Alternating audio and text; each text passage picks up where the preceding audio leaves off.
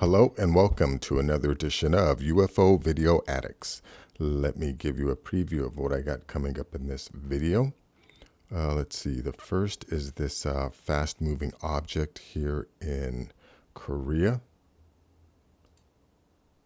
Let's see, I also have this older video. I mean, this is from March of 2020, but there's this strange object that moves down the street in Mexico. Also found this video of this guy in 2020 who captured a meteor on his body cam. Let's see. This is a little probe that's floating through Guadalajara, Jalisco, Mexico. This one, I am not too sure about. I've watched it a couple times and I'm not completely convinced, but I'm surprised that it was on, Telemundo, so I thought I would put it on there anyways. But yeah, I'm not completely convinced about this one because they also show this little alien dude. Let's see. This is a video about the Egyptian Book of the Dead. Also have this photograph here that this guy named Philip Spencer, a retired policeman, supposedly photographed a little alien. Also have this article here from the war zone. Airliner encountered unidentified fast-moving cylindrical object over New Mexico. And last, I have this article here about this tree that they recently found, that captured like 1,700 years of time, but it was 42,000 years ago. So it was able to tell the direction of Earth's magnetic field. So take a look at that. So let me see. Let me go to this first video here. Now this video, this is one of those probes that are moving super fast. Let's see if I can catch it at the right spot. I think I already went by. Oh yeah, there it goes right there. You see that? It comes right across here. It just goes by so fast. There it goes. I'm not entirely too sure, so I think we should go and take you into the studio and we should actually review this together. Do you see how fast that thing is moving? And this is like, maybe the 5th or 6th video I've done about these fast-moving probes, or, they're pretty small, which could mean that they're ours. That there could be some kind of a top secret military device. I think that's definitely plausible. But anyways, let's take a look at this one. This is from March 17th of 2020. But check out this strange object here coming down the street. Let me just go back just a little bit.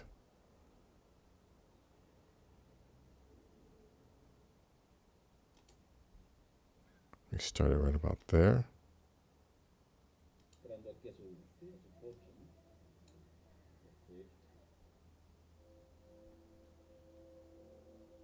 So this happened in 2018. But yeah, you can see this thing is definitely floating. And I think some people in here see it. So yeah, look at the shadow that it's creating too. But I think some people that are sitting in here see it, and after it passes, they come out.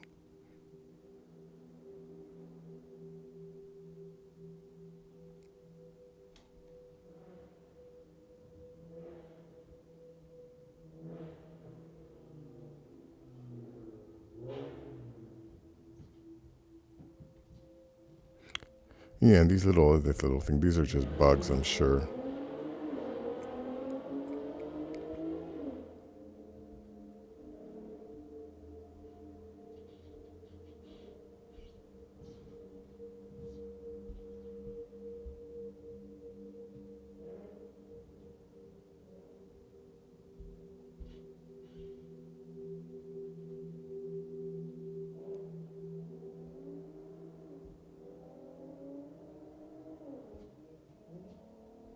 Oh, you know, and I thought the people came out a little bit earlier, but no. But anyways, you know, the rest of this video, it's a 40-minute video. You know, these people talk about this thing. So I have to assume that it wasn't just some balloons or something like that, or, you know, they wouldn't have made a 40-minute video about it. But anyways, the link will be in the description. Let me go on to this next video here. Yeah, this is from September 25th of 2020. Let me just go back just a little.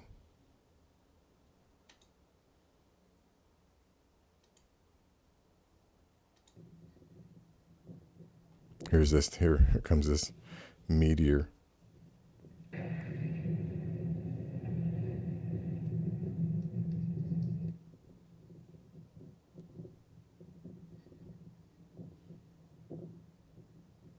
Man, I wonder how far this thing traveled before, you know, it disintegrated right here in our atmosphere. But anyways, I'll leave a link in the description to that. Now, yeah, that isn't recent. This is from last year, so just be aware of that. Let's see. Let's check out this one. Now, this one, not easy to see. Oh, yeah, there it is right there. Let me start that again. So here it is right here. Do you see this? So right here.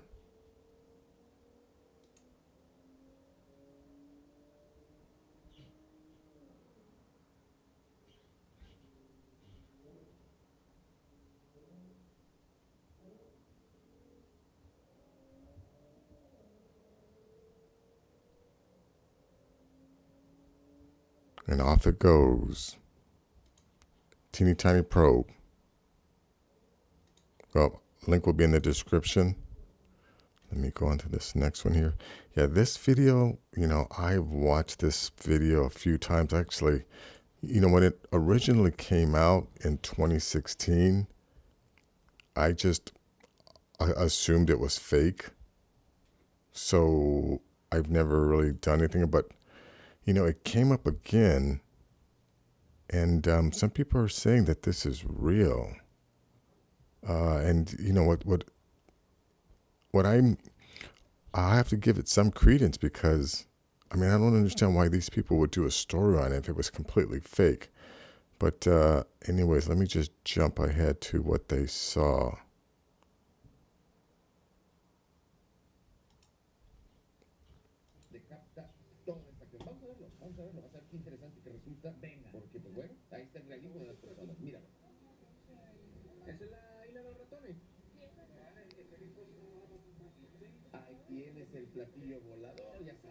Yeah, you know, see, like this part here, I mean, I want to say that it's not real, but the camera movement and the movement of this object do match.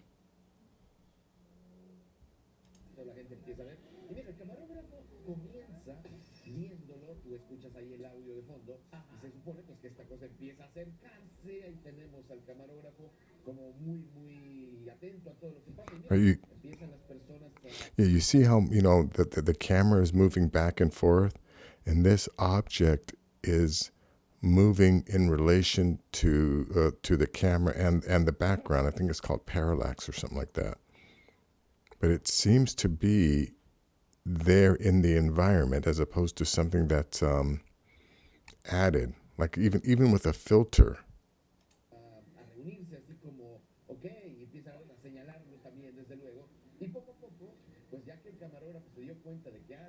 Yeah, and see, and here's the part that I don't know. Okay, yeah, so look at the little dude there. Now, does that look like it's something that was inserted into this video? Because I hardly doubt there's actually a tiny human being that's skinny, and you know, with a head that big, or even, yeah, with a helmet on or something like that. Yeah, look how skinny this guy is, you know. And does it look like he's actually there, or does this look like a digital artifact that was inserted into this video.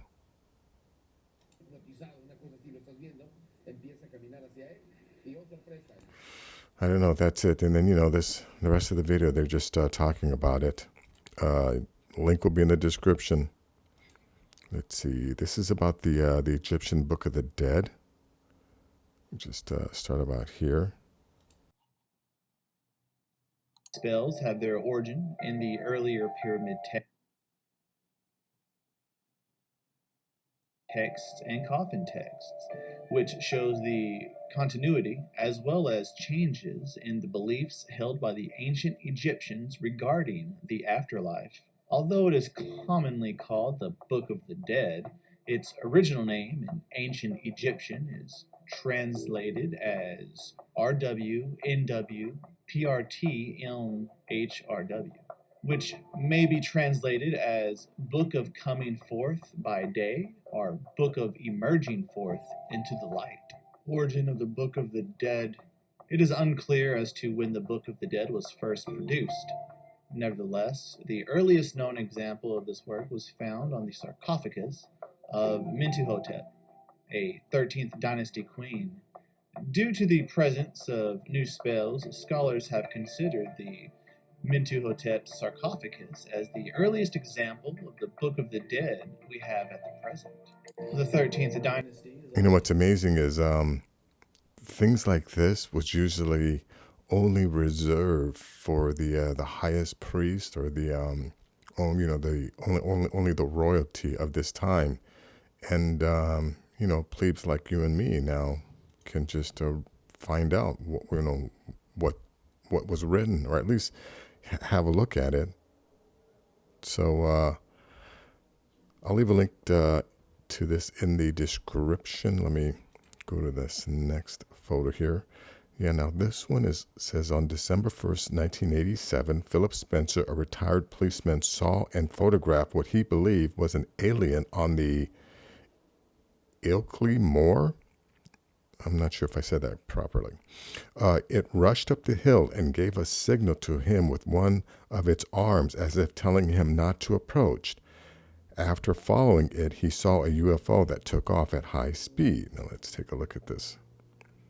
Yeah, it's, let me see if I can make this bigger. So look at this little guy here.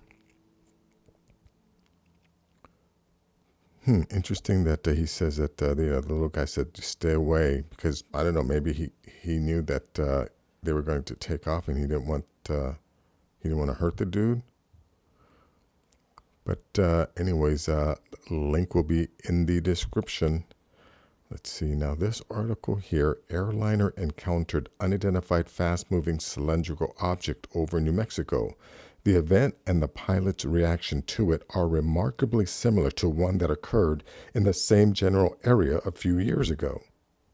American Airline Flight 2292, an Airbus A320 flying between Cincinnati and Phoenix on February 21, 2021, had a bizarre close encounter with what its crew described as a long cylindrical object that almost looked like a cruise missile moving extremely fast over the top of their aircraft as it cruised along at 36,000 feet and 400 knots.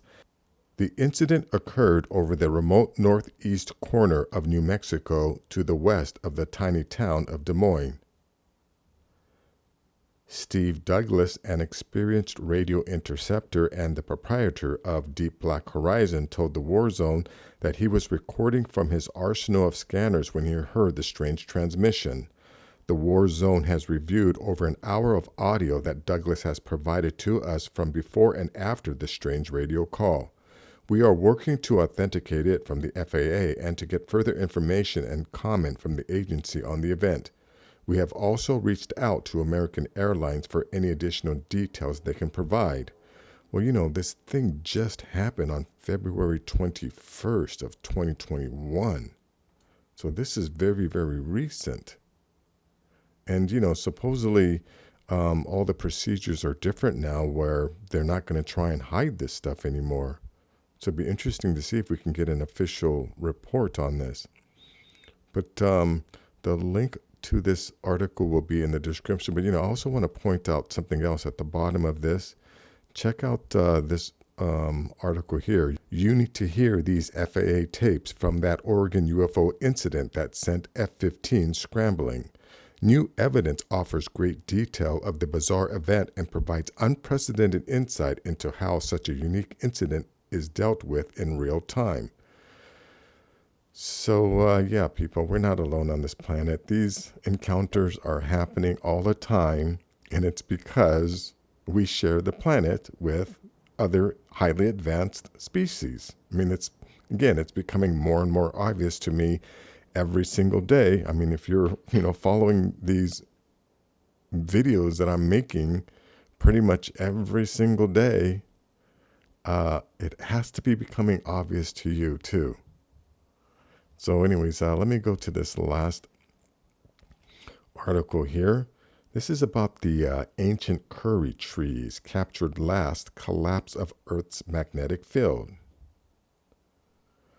Radiocarbon from a 42,000-year-old curry tree in New Zealand helped unravel Earth's last magnetic upheaval.